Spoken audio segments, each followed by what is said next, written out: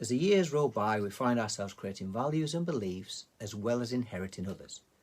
We learn new things and essentially add more stuff as we go, rarely if ever taking the time to decide what we actually want in there. Many people don't even realise they have a choice. They believe that this is just how it is and that everyone is the same way. Well, they're not.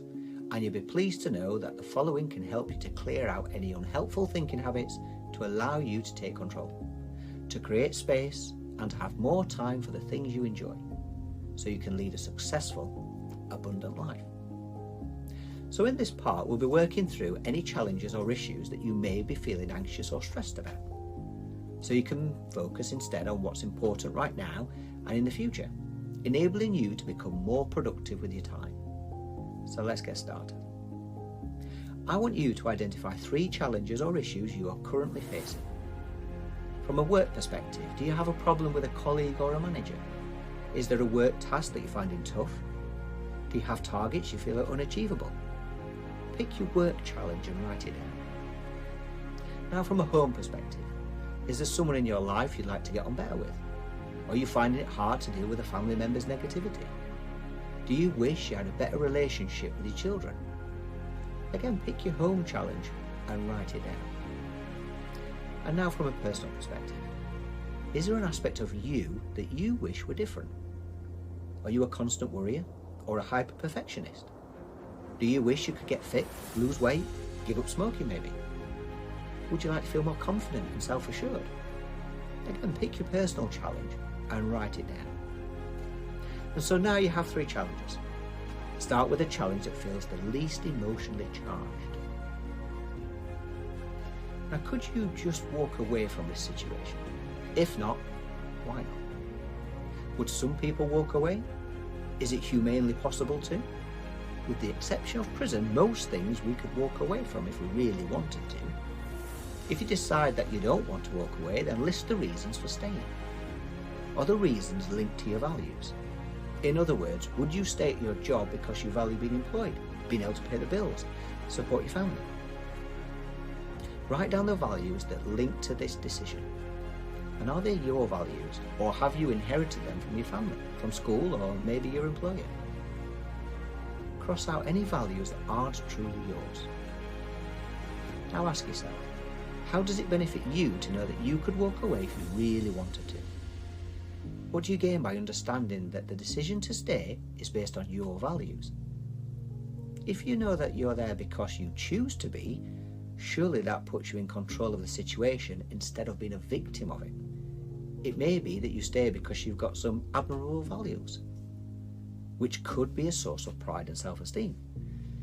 Have you ever thought of it like that? So let's get back to the challenge.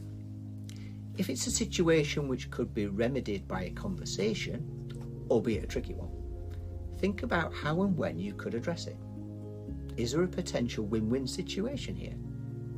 Remember that people always make decisions for emotional reasons, even if they're not aware of it. What's in it for them? Are you getting frustrated, upset about something? That's just part of the company setup. In which case, you may just have to accept that we can't always get what we want. If your challenge relates to a situation with another person, consider this.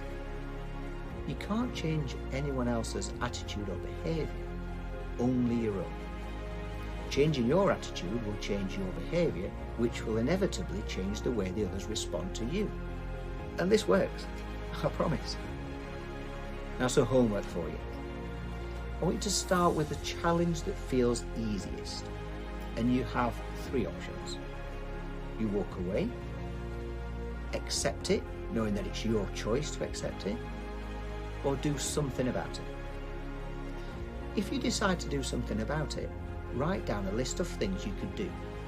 Include practical changes you could make and shift your attitude and behaviour.